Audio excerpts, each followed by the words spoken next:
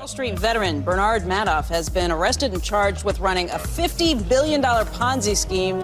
Congress wants to know what caused the Enron meltdown. Now, while the collective rage currently is focused on WorldCom, Tyco CEO Dennis Kozlowski was convicted of looting hundreds of millions of dollars. This is one of the biggest fraud cases ever. Their president's a crook. Well, I'm not a crook. Find out more on this week's episode of White Collars, Red Hands.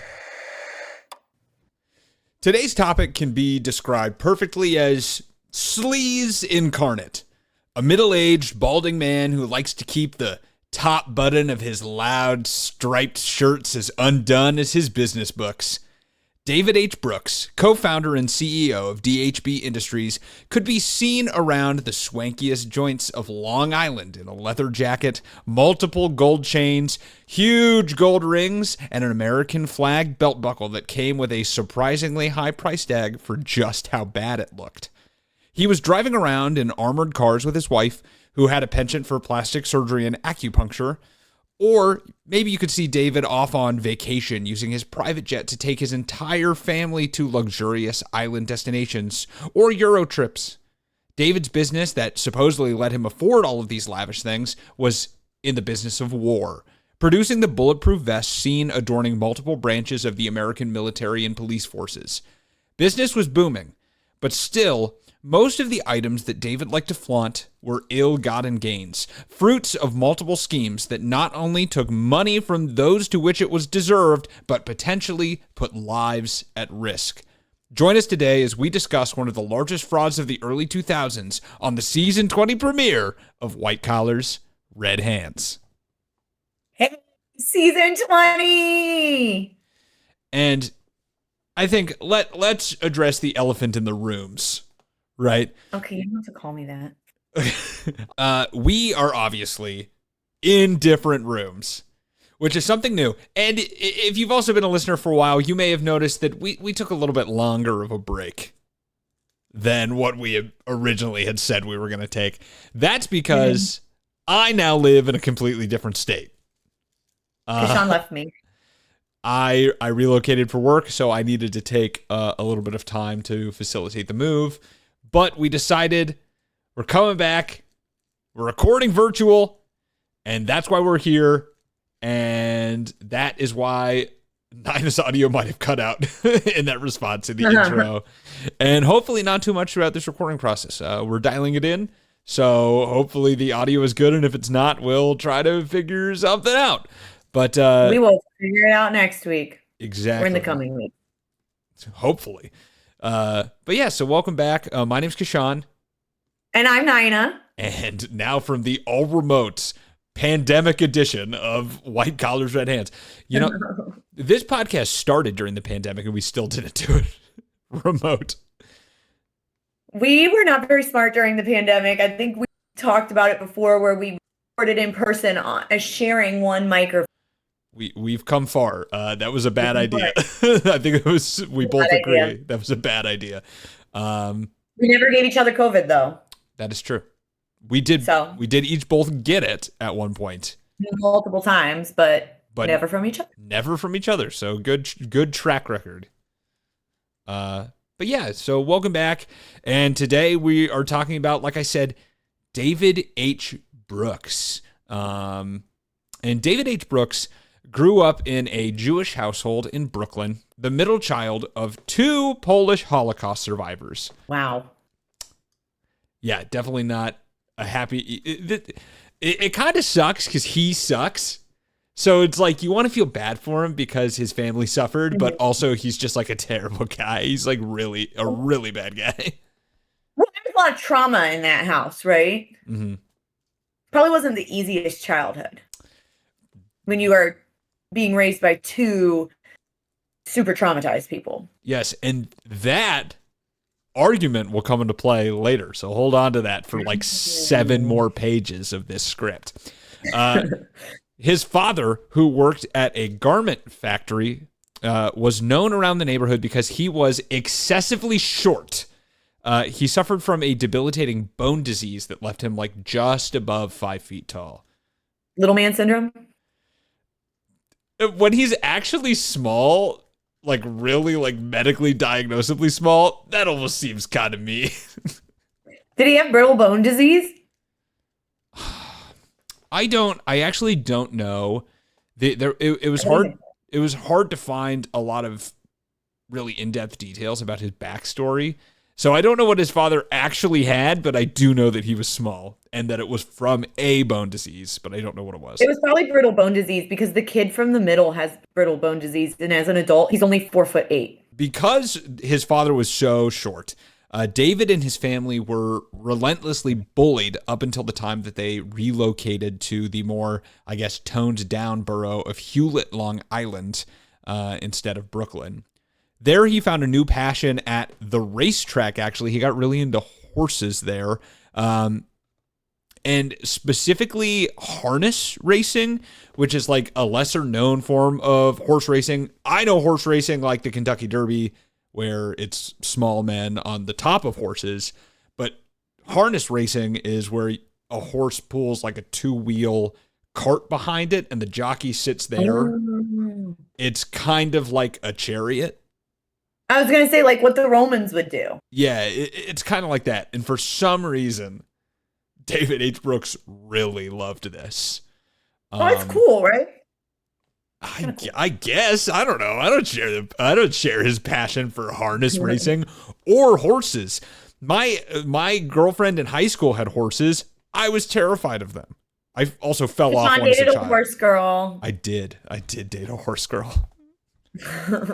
But David also liked it for, I think, like the environment. You know, it was kind of like debaucherous and betting at the racetrack, right?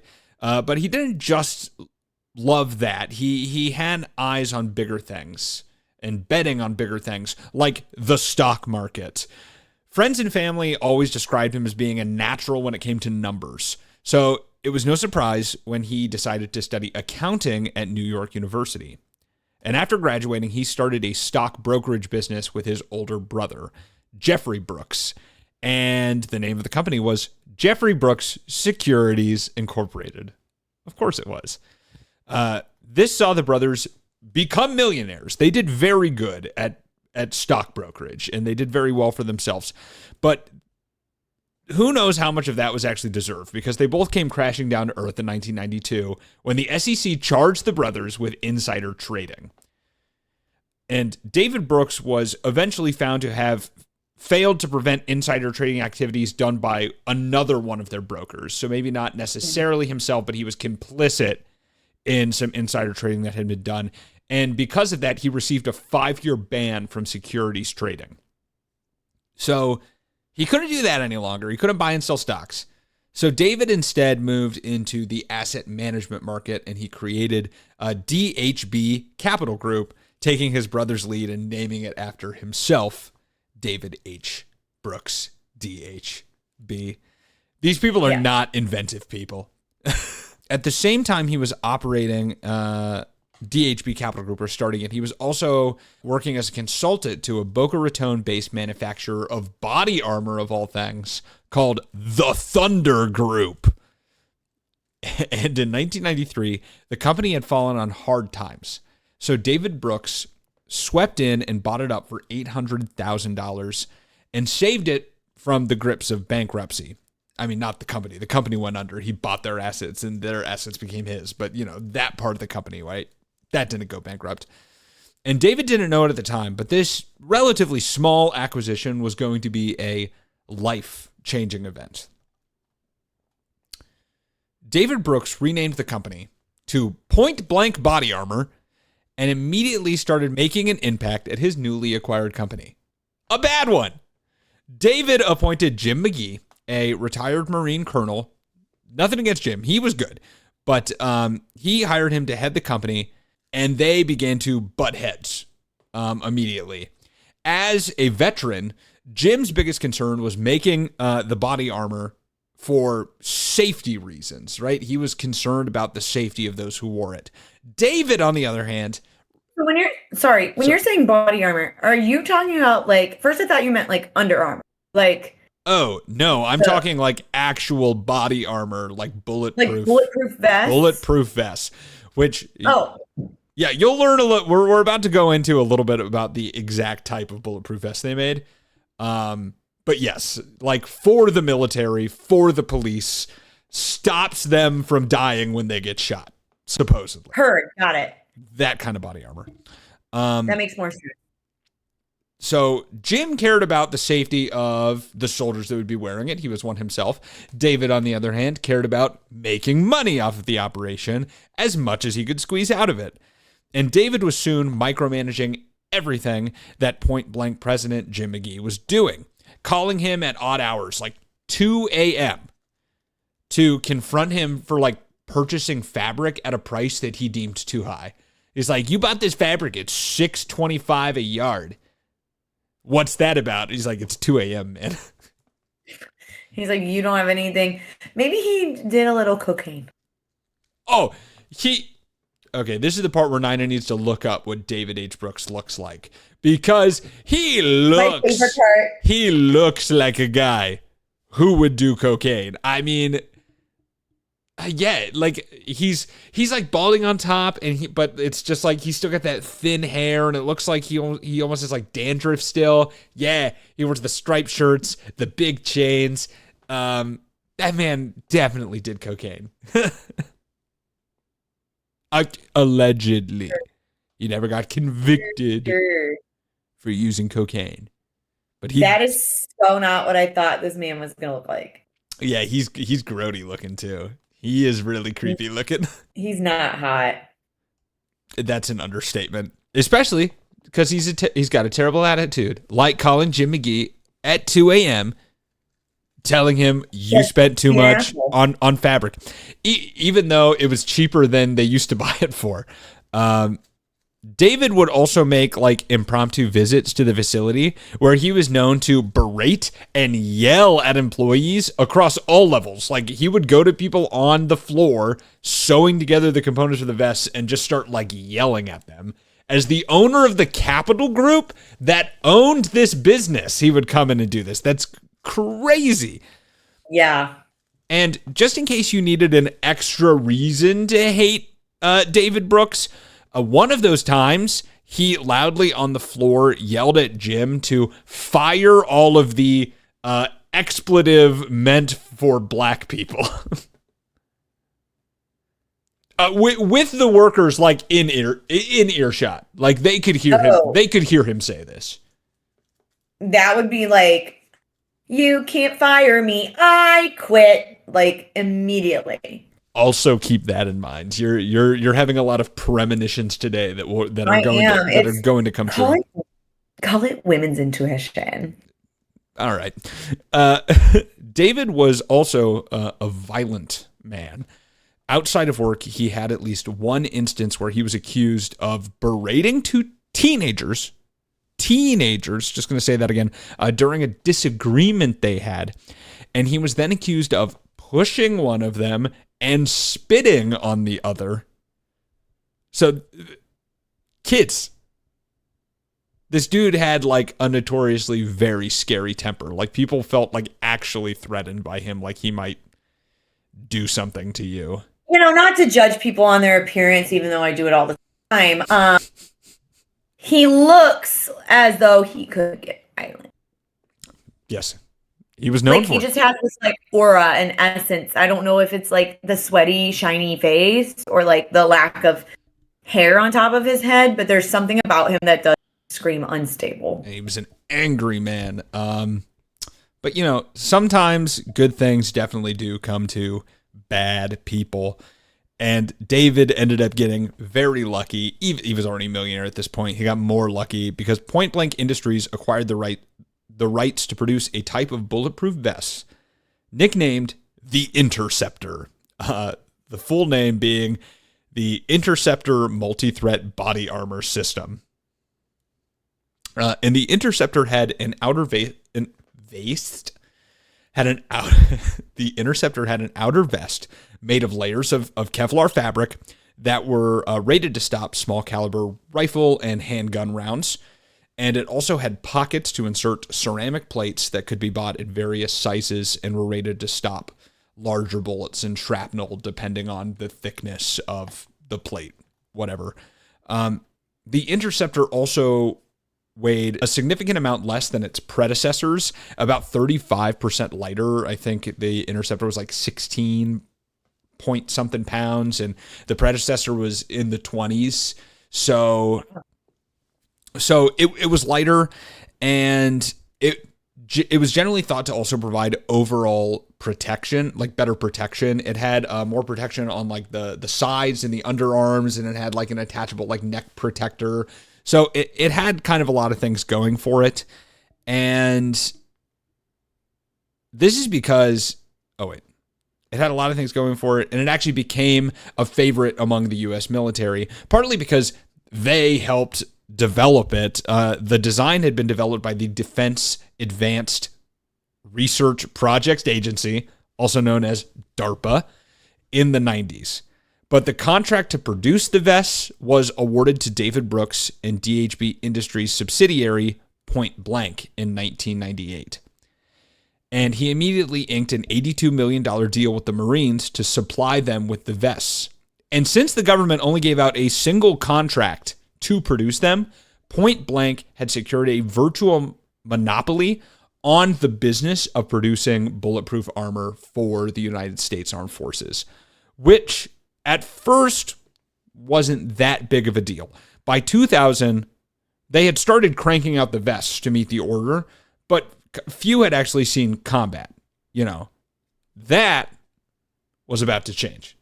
I don't know. It feels like they should have probably seen combat before they sold them to the Marines. Okay, well, I mean, they were tested, right? They were developed by DARPA. They went through like lab testing to make sure they could like stop bullets and blah, blah, blah, blah, blah, blah, right? They were developed by DARPA, but then PointBlank Industries only made the vests. They were the ones who, like, at commercial scale, cranked them out. But it had gone through rigorous scientific testing before this. So nothing against the vest itself or the design or whatever. It gets changed later, but, it was fine for the time.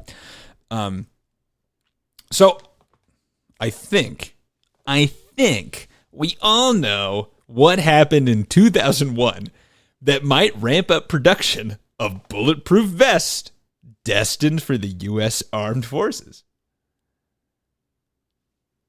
The McMillions scam? Yep, that's what it was. They mobilized the army to stop the McDonald's fraud that was happening, because nothing is more American than that. No, it was 9/11. Yeah, it was 9/11.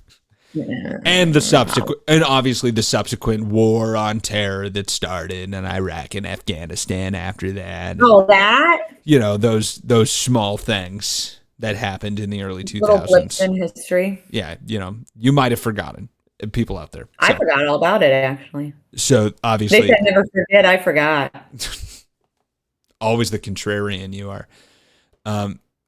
So money started rolling into PointBlank, and therefore DHB Industries and David Brooks' bank accounts, as the contracts increased from the tens of millions to the hundreds of millions. And not only with the Marines, but also the Army and the Navy started suiting up with Interceptor vests. Not only money came to David Brooks, though, but good press as well. PointBlank was the feature of many local news stories filled with workers talking about how proud they were to be keeping American soldiers safe, and with soldiers' testimonials about how the body armor saved their life in the combat field. So it was all kind of coming up point blank in the early 2000s. So although the workers actually building the vests were maybe persuaded or forced to paint a rosy picture of their work with the Interceptor vests, their actual work lives were a living hell. Many people described it as sweatshop conditions in there. The Florida-based facility was often poorly air-conditioned, if at all, in the hot and humid summers, and the workers complained that they didn't even have access to drinking water at all. At one point, the water cooler was deemed to be... like Amazon. Hey, they'll let you do it, but if you take 30 seconds to drink water, they'll fire you, right? But it's there. It's just a 45-second walk away, and you can only take a 30-second break. Yeah. So, But at one point, they had to stop drinking water because they opened up a water cooler and found roaches in it. The only water cooler, sorry. And there were roaches in it. Ugh. And then they didn't do anything about it, so they didn't have water. You're like, what? You don't want to drink that? So I guess it is kind of like the Amazon thing. They're like, there's water. It just has like 1, 2, maybe 5 roaches in it. You can handle that, right? It's extra protein. Come on, man. So because of these terrible conditions, the workers decided, hey, maybe we should form a union, you know? And if you want to give a man like David Brooks nightmares, all you have to do is to whisper the word union in an adjacent room and he'll freak out, you know, for multiple days. So, yeah. So when the workers started protesting on the factory floor and talking about forming a union in June of 2003, David Brooks, very calm, cool, collected, called the police to kick them off the premises. Oh. And then instead of trying to talk to his workers in good faith, he resorted to scare tactics and just fired 3 of the workers that were leading the charge to unionize. Totally legal. Totally okay. Yeah, I'm pretty sure the labor board later came back and said, you need to hire those people back. Because union busting. But at that point, it's like, do you even want to work there? No, they didn't want to work there anyway. But I mean, there is a silver lining, right? Because instead of being scared of this, it actually emboldened the workers to actually form the union. So they voted to unionize, and then they started a full-on strike that would last 6 months. Oh, wow. Yeah. And, you know, David's the kind of guy that spits on kids, though. So he wasn't just going to be a hard negotiator. He decided, I just won't negotiate at all. He flat out refused to sit down with the union leader to negotiate terms for the workers, and instead favored hiring scabs in their place, denying his workers the bare minimum as far as rights are concerned. And meanwhile, during that strike, he left and went on a $40,000 clothes shopping spree. Nice. $40,000. He could have bought some nicer clothes. It's so funny. He's like, his taste is so tacky for someone who's so rich. Yeah, like that silk shirt looked like a clown shirt. He looks terrible. And I usually hate to judge people, by what they wear, what they like. I don't like to yuck people's yums, right? But his yum is dumb. So, sorry. His yum is yuck. His yum is yuck. You're right. I will yuck his yum. It's yuck. But, of course, $40,000 on clothes, right? That's nothing as far as David Brooks is concerned. And David spent a lot of money on some extremely stupid things, even by the previous standards of this podcast. Looking at you, Dennis Kozlowski and Tycho with your dog umbrella stand and your curtains that look like a fucking carpet.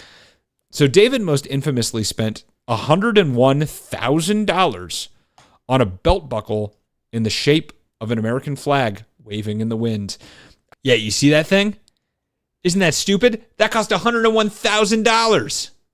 Is it real diamonds? Yes, it's encrusted with real diamonds, real rubies, and real sapphires. And for me, the thing that pisses me off the most, for those listening on audio format, the thing that pisses me off the most is that the American flag is like not just a rectangle. It's like it's that shape where it's like waving in the wind. And it looks so tacky and stupid, and it does not need to cost $101,000. It's really ugly. It looks like you could buy it at a Walmart. It's so bad looking. It's really bad. And like I said, he wore it like a lot. Like he was really proud of it. Yeah, there's more than one picture of him in it on the internet. And once again, with gold chains and striped shirts and like a really bald head. He looks like, honestly, he looks like a caricature of himself. Like, he doesn't even look like a real person. Like, because he just is so, his outfits are so crazy. And in fact, he wore something almost exactly like this to his daughter's bat mitzvah party. And that party, just so you know, was estimated to cost somewhere near $10 million. Dude. Bar and bat mitzvahs are already so expensive, but $10 million? Like, because my friend is in event planning. So $1 million on a bot or bar mitzvah is actually not that crazy. But 10? This is in the early 2000s also, by the way. That's crazy. Taking place in Manhattan's famous event space, the Rainbow Room, the bat mitzvah was the event that every young Jewish girl dreams of. One where her friends left with gift bags worth thousands of dollars each that contained iPod touches and digital cameras in all of them, which cost just those cost $122,000, the gift bags. But the real, How do you work that? I don't know, enough. That's crazy. But the real excitement for the night was the entertainment David Brooks booked, which reads like one that you would see at Lollapalooza, not a private party. I'm talking Aerosmith, 50 Cent, Tom Petty, the Eagles, and Kenny G. Yeah, that one's a weird inclusion in the lineup. Could you imagine being at this party, right? 50 Cent just closed out his set, rocked the house with his hip-hop dance hit, Into Club, and now you're listening to Kenny G play the smooth tones of Forever in Love on his soprano saxophone. That's a weird fucking vibe shift. But nevertheless, an expensive one. I'm not saying that Kenny G is not an expensive performer to get to perform at your private party, which I'm sure. No, it's just like a weird lineup. Yeah, I'm sure he is. But also, it seems like most of this was for him. No way a 13-year-old girl in the early 2000s. Yeah, the early 2000s is like, get Tom Petty in here, you know? Like 50 Cent was her no, that one. was for dad. That was definitely for her dad. 50 Cent was her one pick, and then her dad is like, you can have 50 Cent, but I'm inviting all of these old white guys also. He's like, yeah, but you're gonna be feeling super uncomfortable around Steven Tyler. She probably felt uncomfortable around her dad. Facts. So, although his daughter's party was egregious, David showed a little love for his son's bar mitzvah, shelling out nearly $40,000 combined for leather-bound invitations and a professional photographer, which cost $16,000 in the early 2000s. Hopefully, a very good photographer. He bought his daughter and his wife armored vehicles for some reason at over $100,000. Spent $7,000 on a facelift for his wife. Spent hundreds of thousands of dollars to fly his family around the globe on his Lear 60 private jet. And saved some cheddar for the cheesiest guy around, himself, dropping $50,000 on a TV entertainment center, $66,000 on a pool renovation for his home, $5,000 on dry cleaning bills in less than a year. All right. And okay, here's the thing. You might say, Kashan, you're nitpicking, right? All of these may not seem like relatively large charges to a multimillionaire, but what if I told you that all of these expenses were not made from David Brooks's personal accounts, but rather from accounts tied directly or indirectly to DHB Industries, which had gone public at the time. So you know, this is a public company owned by shareholders, and he is spending millions of dollars just on his DHB like credit card, swiping that thing for this stuff. I say indirectly also in there because a lot of this money was funneled out through a separate entity called Tactical Armor Products, or TAP, which on paper was owned by David's wife. But in practice, all of the business decisions were carried out by David himself, including hiring and general strategy and like writing, signing checks, all that stuff. The strategy of this company was easy, though, because it only did two things. Firstly, it created some of the parts that eventually went into the interceptor vests, which meant its only client was PointBlank Industries and therefore DHB. And secondly, and I will remind you, lastly, it funded David's harness racing hobby, paying the jockeys and the trainers of his horses, which by this time he owned between 800 to 900 horses. What? Yeah, 800 to 900 horses. Hold on. I just want to know what a harness racing horse costs. The range is between $5,000 and $20,000. And how many did he own? 800 to 900 horses. somewhere in there. I mean, I'm sure he sold some of them, right? Like he bred and sold them, I'm sure. He's spent millions of dollars on these horses. And and that was coming from TAP. So TAP paid the jockeys, and they also paid for all of the upkeep, including hundreds of thousands of dollars in charges for horse vitamins alone. What's that stuff called? Ivermectin? That's horse medicine. This is even below horse medicine. This is horse vitamins. This is what all the holistic hippie horses are taking instead of horse medicine. Because medicine's a poison. So. Well, that's the thing is they're online horse blogs where they do their independent horse research tells them that horse vitamins are better than scientifically vetted horse medicine.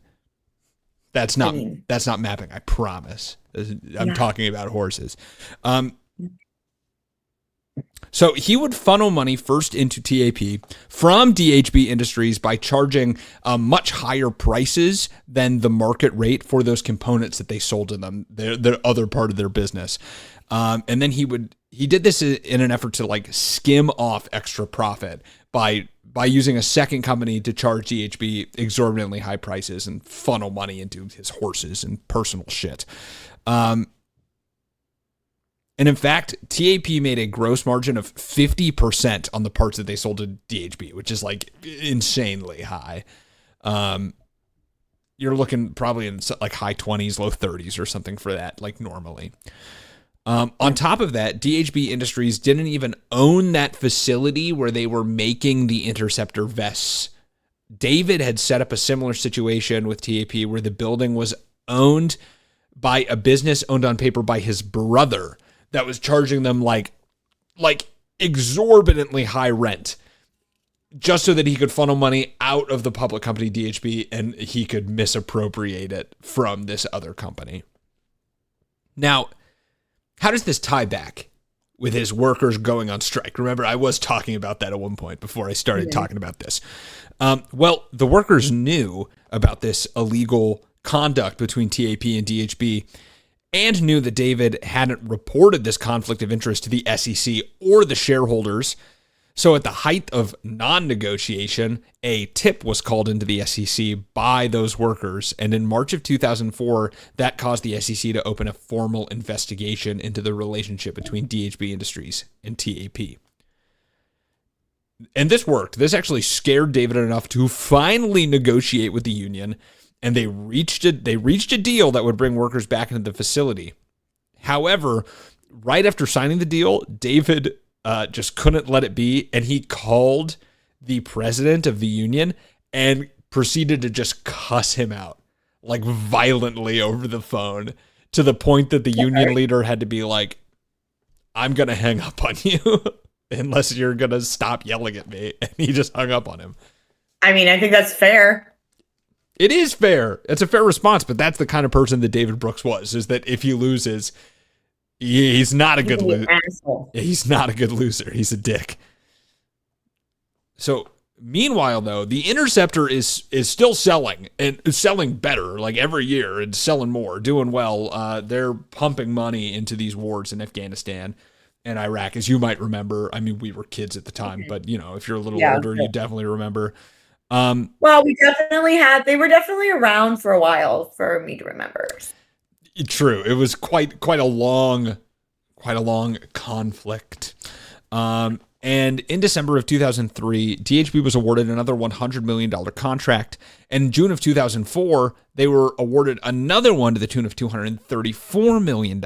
So they were kind of like climbing up this incremental increase in this funding that they were getting, which was kind of surprising, actually, because starting in 2003, questions started to come up with military engineers who tested the vests, and they were worried that the Interceptor was having higher than desired rates of failure on these tests. Doing the one thing it was meant to do, stopping bullets. They set it up, they shoot it, and if it goes all the way through, it fails. And the vests started failing those tests when they used to pass them. Oh no. And it turns out David, even in the face of unprecedented profit, was still searching for ways to cut corners and cost. He directed leadership to use subpar fabrics that were cheaper and to reuse cut fabric that was technically out of specification, weakening the vests and putting people's lives at risk. And the vest started failing enough of these tests, and it was repeatable enough that in 2004, the engineers said that the Interceptor vests they had received were actually outside the parameters that were set out in the contract when they set up to buy them. So they failed the vest. They say, we're not going to accept these because they're outside what you were contracted to make. Instead of trying to fix the issues, DHB instead came back and asked the military to instead lower their standards for the body armor and just accept it anyway. They're already made. They're there. Who cares if a couple more people die? You know, it's still like... It's, you know... It's mostly all right. Sacrifice a few for the greater good, you know? You gotta crack a couple omelets to make $1 million. You know what I'm saying?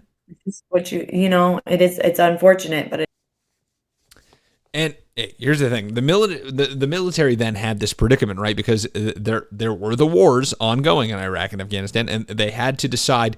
Well, so do we take these defective vests that they're offering, or do we take no vests?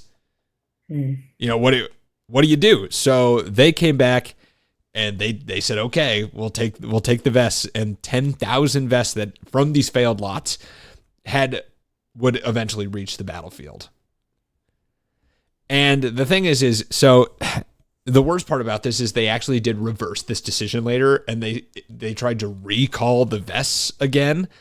But by the time they tried to recall them, I guess like serial numbers had faded off because they're in use. So they couldn't get them back and people wouldn't know. Yeah, so soldiers didn't know, like, hey, am I wearing a vest that failed the testing? You know, like if I get shot with this, even if it's with a caliber that is supposed to stop, like, is it still gonna like go through? So, you know, not great. And meanwhile, all this is happening. They're still getting those contracts. I mean, that contract was in June 2004 for $234 million. But in the whole time, that SEC investigation is starting to heat up, you know. And they aren't only interested in the money flowing into David's non-DHB subsidiaries in other people's names. They also noticed some discrepancies with inventory. Agents were following workers as they tally the inventory, and they were keeping a separate record of their own to compare to what's on the books. And they noticed that it isn't adding up, and not just by a little. In fact, there are 63,000 finished vests missing that are supposed to be there. And when pressed about this, David says that they'd simply been transferred to another facility where they were destroyed in a hurricane. 63,000 bulletproof vests destroyed in a hurricane. That adds up. Right? And of course, the agent's follow-up to this was to ask for proof that they shipped it, because you can't ship over 1 million pounds of vests without a sizable cost and paper trail, to which David then responded the paperwork had also been destroyed in the hurricane. Of course it had. He's like, I don't know, it's Florida, the hurricane. Because this was actually one of his favorite ways to get out of something like this, because he did it at least one other time. So he knew that this inflated inventory was not real, and he tried to get a few thousand of them out by lumping them in with these. They had made these vests that contained a fabric that the military had deemed they no longer wanted in their vests. So some of their vests could not be sold because they contained this fabric. So they wrote them down on their balance sheet as like a loss because they couldn't sell it. And he lumped in some extra vests that didn't actually exist in with this. And his like workers were like, hey, where are these vests from? And he said, oh, those were actually vests that got destroyed in a hurricane. Obviously, these vests didn't exist, like I said, and were just a way to falsely inflate DHB's assets and make their balance sheet look better. And it was working, all of this combined. DHB's stock price had soared 316% in a year to almost $28 a share at the end of 2004. Damn. Which is precisely when David decided to cash in on his scheme, selling 9 million of his shares in the company in just 30 days to enrich himself of $280 million. And this obviously it raised some eyebrows during the SEC investigation. They were like, that's suspicious. Yeah, just slightly sketchy. David Brooks gets a lot of flack in this case, but I do want to point out that according to the SEC and Department of Justice, he was not alone. I just figured I'd also mention that COO of DHB Industries, Sandra Hatfield, was also compliant in the entire thing and benefited from, she's a nasty woman, and benefited from all skimming that was going on at the company. No article mentions her, but all the indictments, she's in there. So I just want to make sure we're leaving no stone unturned. That she also received, millions of dollars in checks written from TAP Industries to both her and like her son. So just saying. So with the SEC investigation getting a lot of good evidence under its belt, DHB Industries was forced in 2006 to admit that their balance sheets were incorrect for the years from 2002 to 2005. And following this, they kicked David Brooks out of the company that he had named after himself, which has to feel incredibly bad. And yeah, it cannot feel good. But by this time, Brooks knew his goose was cooked, and he fled the country to stay in a $25,000 a month apartment in London. However, he was eventually apprehended after he was indicted and released on house arrest in January of 2008 with a $400 million bond, which is one of the largest both at the time and ever. Even though I do find it interesting that if you just like look up lists of like the highest bonds ever put out in America, he's not on any of them. Oh, wow. But it was definitely a $400 million bond, which was higher than quite a few that were on those lists. So I don't know why they're leaving them. Actually, I do think I know why they're leaving them off. But we'll get to it in a sec. Trials proceed slowly, though, and by January of 2010, he was still under house arrest 2 years later, when he was brought in and ordered to be placed in prison without any further bail because investigators found that David and his brother had not disclosed millions of dollars that they were hiding in offshore accounts in like Swiss bank and like UK bank accounts.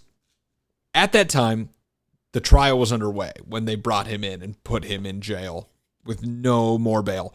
And Brooks had pled not guilty, and he was getting hammered by the prosecution with 70 witnesses that all provided testimony about how he paid for personal expenses using TAP and DHB checks and credit cards. They opened the trial, by the way, by showing the jury the belt buckle. That was their first thing, as they were like, look at this stupid fucking belt buckle. This was $100,000 that was paid off of like a DHB credit card. How is this a business expense? That's so funny. Yeah, that's how bad it was. It was the epitome of excess. So they let off on it. As for defense, it is though. It is the epitome of excess. It is. It's a very good symbol for this entire case. As for defense, though, Brooks's attorneys basically blamed his actions on his mental health, leading from his bad childhood. So just like you said earlier, which really just meant that he was like, he did all this because he was ridiculed because his dad was a short king. You know, obviously that didn't work. No. And David Brooks, you gotta give me a little bit more than that. And David Brooks was convicted on 14 counts of the usual MWS fraud cocktail. That's mail, wire, and securities fraud. And at no point did he show remorse for what he did. So the judge slapped him with a 17-year sentence. It was ordered Brooks's assets be seized in the amount of $65 million, that he pay a $9 million fine, a $2.9 million fine to the IRS for not listing his false income on his tax returns, and a whopping $91 million back as a restitution to investors. Unfortunately, though, and this is probably why maybe he's left off of these lists, Brooks died in prison in October of 2016 while his appeal was still underway. So He wasn't very old. he was in his 60s. He's not that old. It's not that old. It's also not that young. Average life expectancy for men is 70, so he was a little earlier. So yes, he died in October of 2016, which is 6 years after he was convicted. So he's going through the appeal process for 6 years. I know it is long, but damn, guys. And I didn't know this, but I guess it's actually precedent that when a convicted person dies after being convicted, but before their appeal is done, their conviction is actually abated, and like their conviction's kind of washed away from the record. And what this meant is that the $165 million in the non-tax related charges, because he actually pled guilty to the tax charges, so that fine to the IRS and the restitution there was he still had to pay. But the extra $165 million were effectively just like wiped off the books. Like the $91 million to investors no longer needed to be paid. At least that was originally. The SEC had a civil court that was going on at the same time, an extra litigation. And Brooks's family decided to settle that for $143 million. So they basically just got out $20 million more than what they were originally going to get out. And who knows how much money he actually had squirreled away. So, I mean, he sold his stock for $280 million. So I'm sure this is not equal, and I actually didn't even write it in here, but I figured I'd mention here that the company, I don't know, he must have had some sway at the company, because when the SEC found all this out, they released a bunch of memos that said, oh, actually, like, yes, we paid for all of his travel, but it was part of his contract that we would pay for his travel. But in the contract, it was just for work expenses and only up to the amount that a private charter would be for. And he was blowing past that. Yeah. And they also said that all of this, all of the extra money that he took out for personal expenses was not equal to the personal expenses that he put back into the company. They said that he was spending his own money for the company, so that they actually owed him money. But What? But that's obviously that's not true. No. At one point, he actually had them pay out his he got 6 weeks of paid vacation, and he had them pay out his unused vacation days in its entirety, even though he had taken 40 days. He was on vacation for 40 days that year. Mm-hmm. Because I know that if you asked him, his argument would be well, I worked even while I was on vacation. It's yeah, because you're calling your companies to yell racial slurs and cuss words at the people that work there. That's your version of work. You could have just enjoyed the beach in the Caribbean, but that's what you choose to do. Not been a complete asshole, but you were. Yeah, so you don't need to get your vacation paid out. Whatever. I figured I'd tack those on at the end. David Brooks had one motivation in life, and that was money. He didn't care who he had to berate, yell at, push, spit on, or endanger to squeeze just a few more dollars out of his operations. The worst part about this is that he could have had a life of excess just with DHB functioning in a legal way. PointBlank was an incredibly lucrative business, but instead he was the embodiment of true greed, having everything and wanting more. Keeping the prosperity of the company from flowing down to its workers by not even providing them with clean drinking water. He was a bad guy, a sleazeball who only truly loved horses, and even then I think he only truly loved winning. I only wish that he had somehow gotten to serve all those 17 years instead of just 6. And that is our conclusion on the story of David Brooks. For those of you interested, by the way, the Interceptor vest was phased out in the late 2000s. Like shortly after this, they moved on to something else. So they likely wouldn't have made a lot more money anyway. But Yeah. so yeah. Anything? That's our first remote episode of the season. Yes. And we only talked over each other a couple times. That's not too bad. No, it's hard to get the timing out on these things. As someone who's done improv comedy over Zoom, It's awful. yeah, it's the worst thing ever. So, you know, it worked. Hopefully, you guys like what you heard. You're at least happy that we're back. And we're still coming back at you. 10 episodes, season 20. David H. Brooks is just the start of the party, baby. So thank you guys so much for listening. If you liked what you heard, you can support the show by leaving a review. You can leave a review by writing it with whatever words you choose to use on Spotify or on, it's been a while, can you tell? On Apple Podcasts, you can write a review with words. And on Spotify, you can leave a star review. You can also leave comments on Spotify now. That's a new thing they're doing by episode. Feel free to do that, but they do flag them if they think that it's bullying, and I can say, no, don't put that on. You were a little too mean to me. They have that feature. So if you're if you're going to the comments right now to be like, stupid, hate it, just so you know, it probably won't make it. So don't waste your effort. Don't waste your effort. Anyway, yeah, you can leave a star review there. If you aren't listening on those, hey, what are you doing? Those are the most popular ones. Look at you, you little hipster. Well, whatever you're listening on, if you like, subscribe, whatever you can do on your podcatcher to support us, we would be eternally grateful.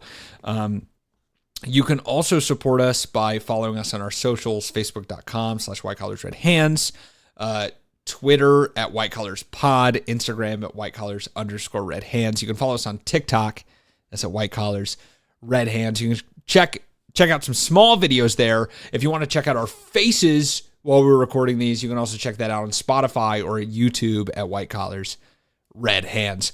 If you want to spend some money, you can head to our website, whitecollarsredhands.com, click the button that says check out our merch, and buy anything with one of our logos on it, hats, T-shirts, sweatshirts, stickers, you name it. There's everything. There's everything you want on there. Go purchase some of those for money.